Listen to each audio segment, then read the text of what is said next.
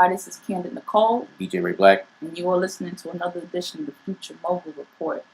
This show, we did a little something different. Me and Ray, we're not chit-chatting today. We actually had a guest.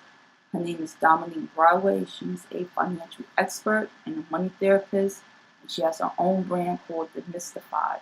I spoke to her about her company, about what she does for people, and this is something that y'all should listen. Y'all want to know about saving money, investing, uh, student loans, credit score. We got into all that, to be honest. Covered everything. Everything. So for those who don't know, Dominique Broadway, you started at the UBS Financial Services, and you did investable assets. Now, what is that? So basically, I was working at the company UBS Financial Services, and we were managing, let's say, clients that had, 10, 20, sometimes $30 in investable assets. And so basically, what investable assets is assets that they have that are actually available for us to be invested. So when I say someone has 10, 20, whatever, or 30 million, that means that that's how much money they actually had in liquid cash or investments that we could invest. So that's what an investable asset. So sometimes people have, when you look at assets, right, there's sometimes an asset can be sometimes a car, mainly a house, things like that, right? But those they're not investable because they are a actual, a thing. But there's other assets, like I said, which are, cash or stocks or bonds and things like that, which are investable. So these people didn't just have, assets overall. They literally had just like the amount of cash or investments that they had that we could actually use to help them, kind of grow their wealth. So that's basically what investable assets is. Cool. Was that like a lot of pressure for you? Because you was like in your early 20s? No, not really. I mean, with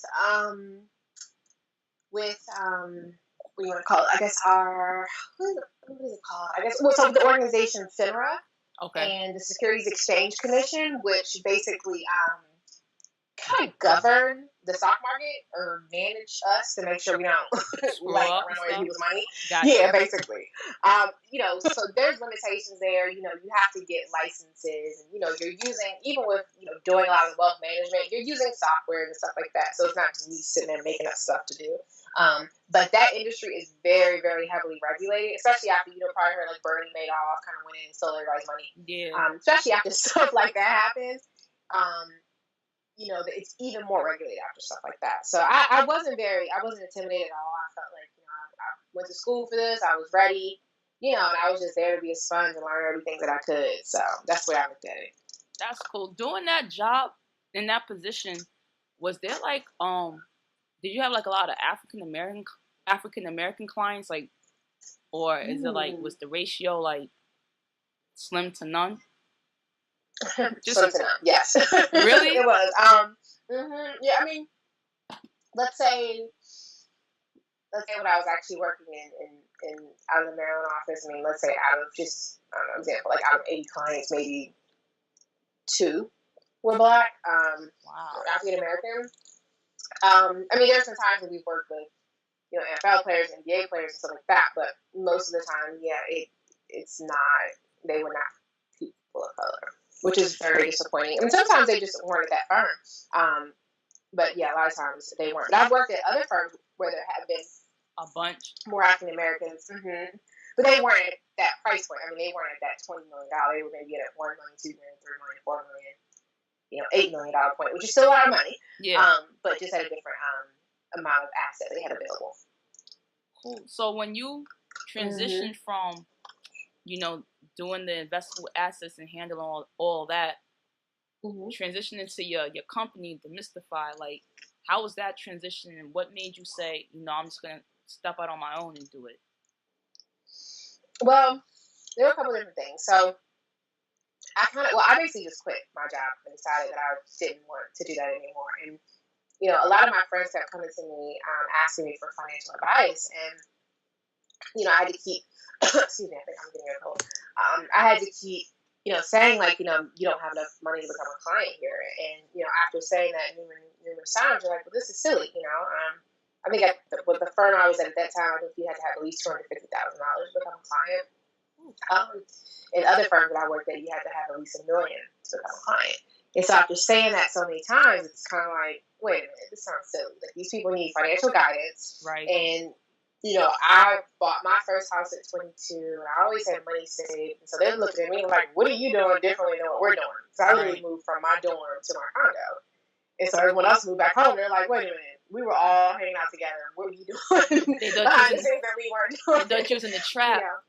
Yeah, like, what are you doing? Yeah, and I'm like, no, I was working probably a lot harder than everyone else. Actually, I worked like jobs and stuff. And a lot of people weren't, but that's probably the only thing I was really doing differently and actually saving my money. And so, like I said, people kept asking for advice, and I'm like, hey, you can't become a client here. And after saying that numerous times, I said, you know what? I'm just gonna start a company that can help people that don't have millions and millions of dollars, right? So that's when I just kind of literally just quit my job and took a few months to kind of figure it out, and then just started at the end of that summer. So that was pretty much what that transition looked like and why I started. Explain to people what the De-mys-ti-fied is, your company.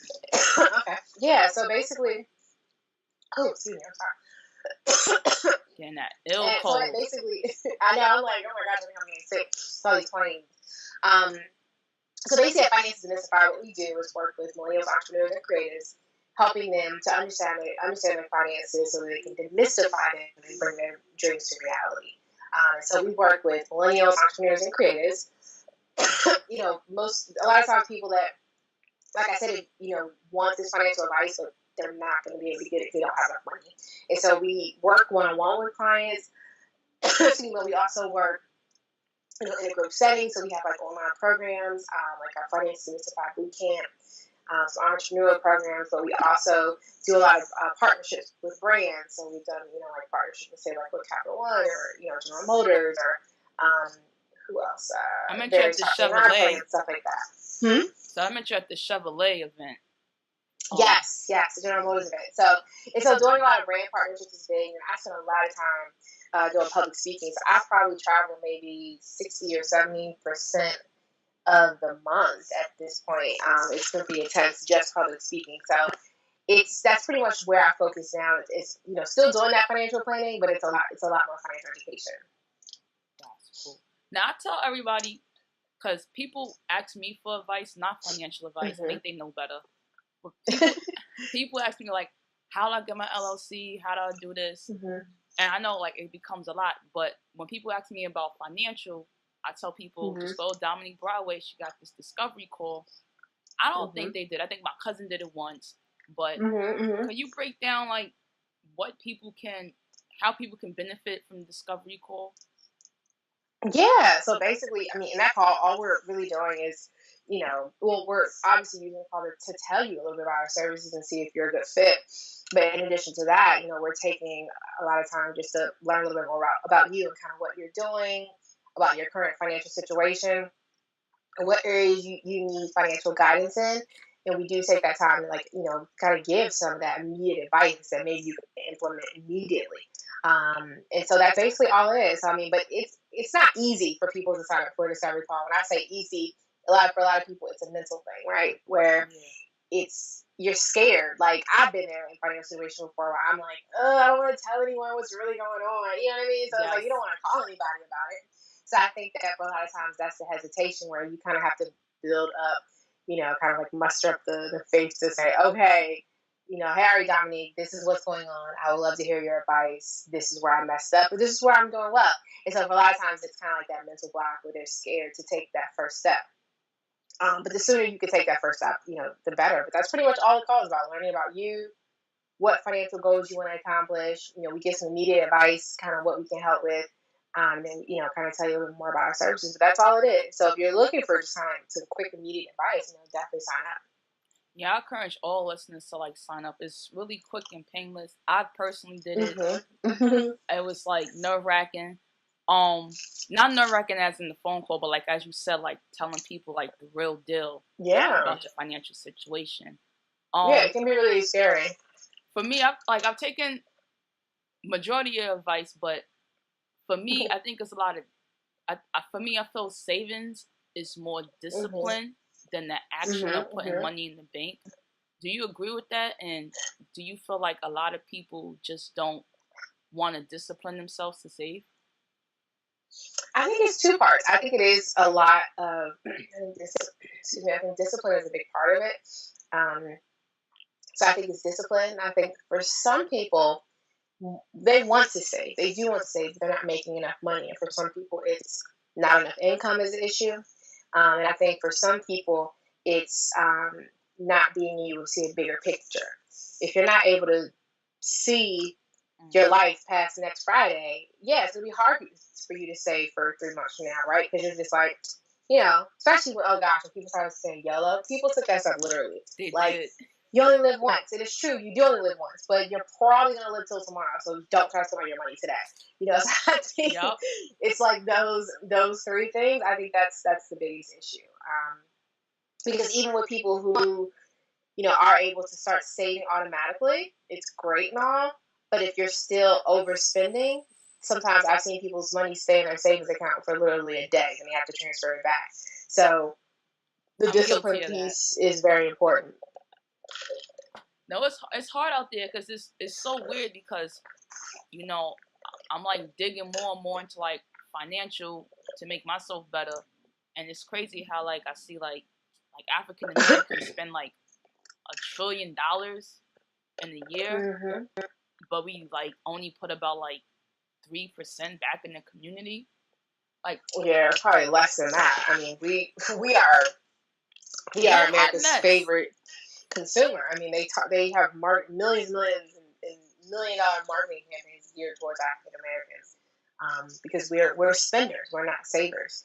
Well, everybody else, not me. I can't speak for myself. I mean, I can only speak for myself. But and they spend too much money, and so like I said, the interesting thing is when I was working with these high net worth clients, when they would pull up, they would have, sometimes people have either Mercedes or, sometimes people have something super flashy, right?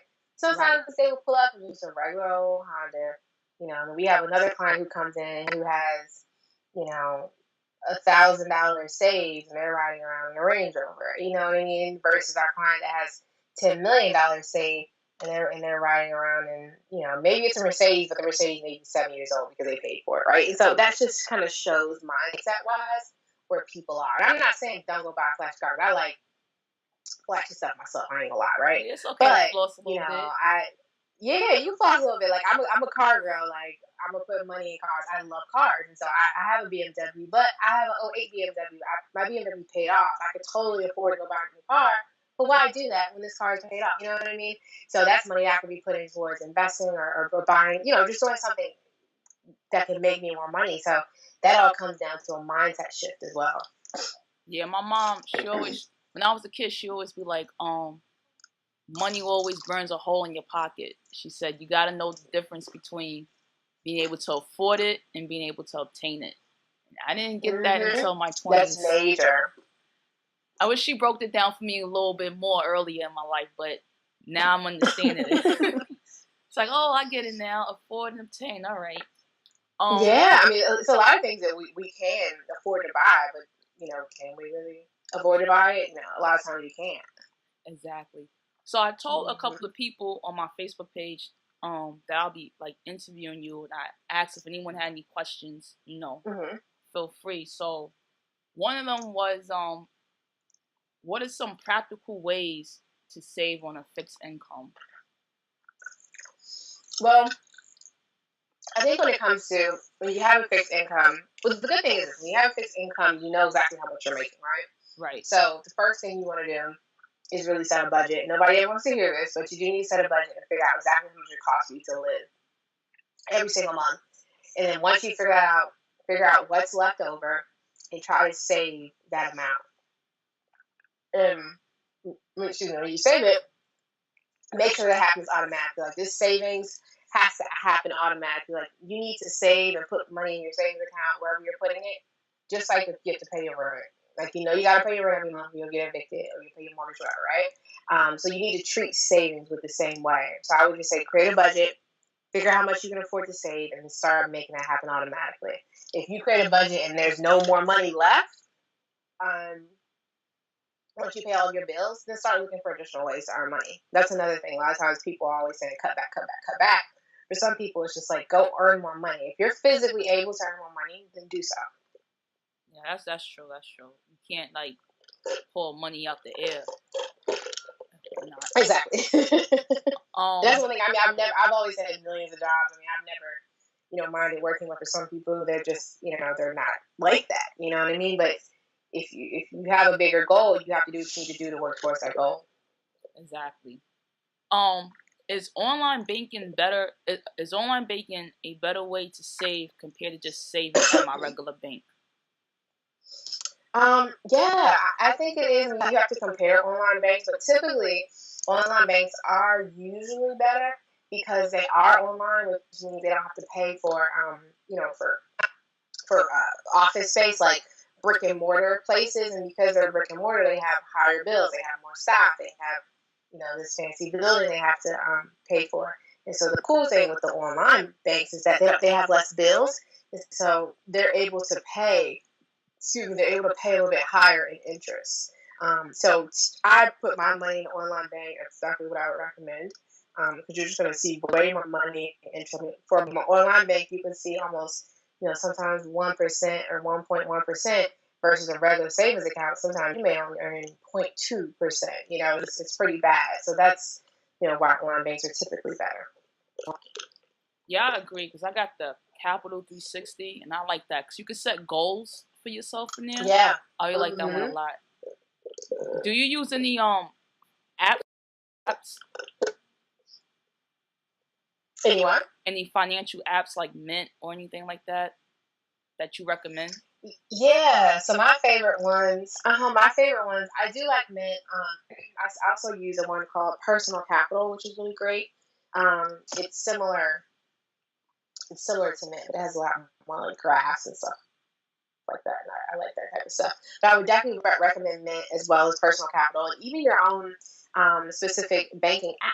That's another place that I think a lot of times people don't take advantage of. Is like something like Capital One has some great tools to kind of track your spending, as well as what's the other one? PNC. I think they have some great tools as well. And I think even SunTrust Bank has just put out some new tools that help you track your spending. So you definitely want to check those as well. Like I look at those every day. So. Yeah, I use Mint. Someone told me about something called Acorn, something like that. I'm probably saying it wrong, but yeah, Acorns is great, but it's specifically for investing. Oh. So it's not going to help you with your spending, but they do help take small amounts of money and invest it in the stock market for you. Oh, okay, that's good to know, actually. Of course, I have a student loan question. Someone says, how do I solve $100,000 student loan? Like, is it because they feel it's not feasible? You think it can happen, or where could they start? Yeah, I mean, if you have, that's probably a pretty average amount of student loan debt lately. Well, the average amount is $30,000, but most people I meet have closer to 90 to 100,000 in student loan debt. So I think the first step is really figuring out if you have federal loans or private loans. Because if you have federal loans, it's very easy to call the federal government or whoever your student loan servicer is and work out some sort of income-based repayment plan, which will immediately just take your payment down from whatever, probably $1,400 a month to whatever works based on your income. And then if you have private loans, they're tricky. That's why I always tell people don't get private loans. They will not work with you very much at all, but you need to figure out what you have. So you can figure out the best strategy to tackle them. I mean, obviously they're all tackleable, but that's really is the first step. So yeah. Cool. So that's pretty much all the questions from the fans. Now, part of the Future Mogul Report, we like to have a little fun, and we have this game called Ideal Concerts. Nothing complicated. It's basically your top 3 artists. They can be dead or alive. And it's your concert, the Dominique Broadway concert. You got the tickets, front stage, backstage passes, you and your fans, you and your friends. Who's the top 3 artists at your concert? That's a good question. I don't know. Let's see, it's my concert. Well, I really like R&B. Okay. So this is probably gonna be weird, but Boyz II Men. Okay. Oh, that's good. I really like. I saw them twice last year. Like, I love Boyz II Men. Then I would probably have. I think Nas. Actually, I think I would bring Nas. Ooh, that's a good one. And maybe I guess there should be like a girl in there, but I would probably bring Diddy because he's just the king of performing. Yep. Like, and hopefully that'll be like the loophole because he'll bring his whole family, the whole. Yo, get out of my. That's my way to get more people. No, you did it. You did it candid because I didn't think about Diddy. Wow, it's a good one because I chose DJ Khaled and Beyonce. Okay. See, that's typical. Because I figure with Khaled I'll get more, and I figure with Beyonce I'll get more too. I figured Jay might come out. You know, I was thinking about the extras. That makes sense. I'll get what you're saying. DJ Khaled, I mean, all he really does is just yell in the background. But I think Diddy's a good one. Those are my three. Diddy's a good one. Yeah, I went to this concert last year and I was like, oh my god, this is amazing. So I would have to see him again. Now your concert sounds good. Boyz II Men, Nas, and Diddy. Yeah, that sounds like a good balance.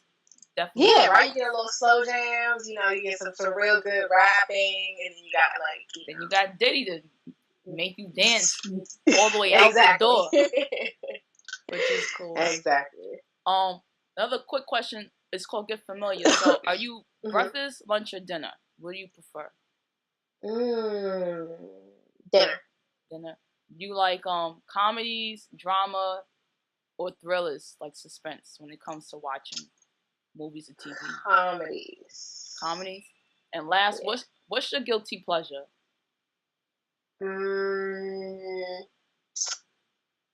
Probably